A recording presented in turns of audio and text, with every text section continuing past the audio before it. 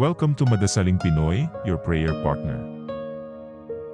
Ngayon po ay Huwebes sa ikapitong linggo ng Pasko ng Pagkabuhay.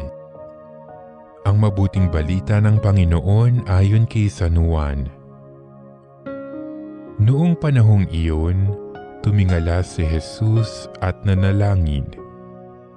Amang banal, hindi lamang ang aking mga alagad ang idinadalangin ko, kundi pati ang mga mananalig sa akin dahil sa kanilang pahayag.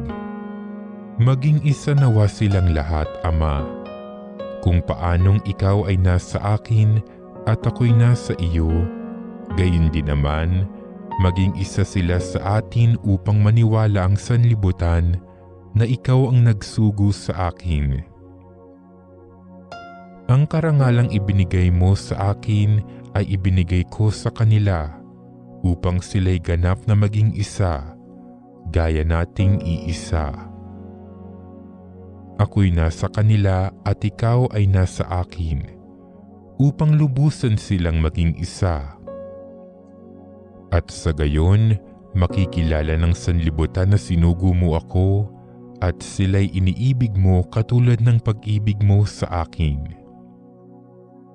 Ama, nais kong makasama sa aking kinaroroonan ang mga ibinigay mo sa akin upang mamasdan nila ang karangalang bigay mo sa akin, sapagkat inibig mo na ako bago pa nilikha ang sanlibutan. Makatarungang Ama, hindi ka nakikilala ng sanlibutan, ngunit nakikilala kita at nalalaman ng mga binigay mo sa akin na ikaw ang nagsugo sa akin.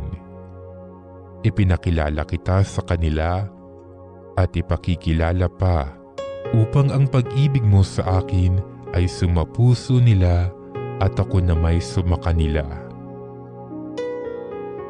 Ang mabuting balita ng Panginoon.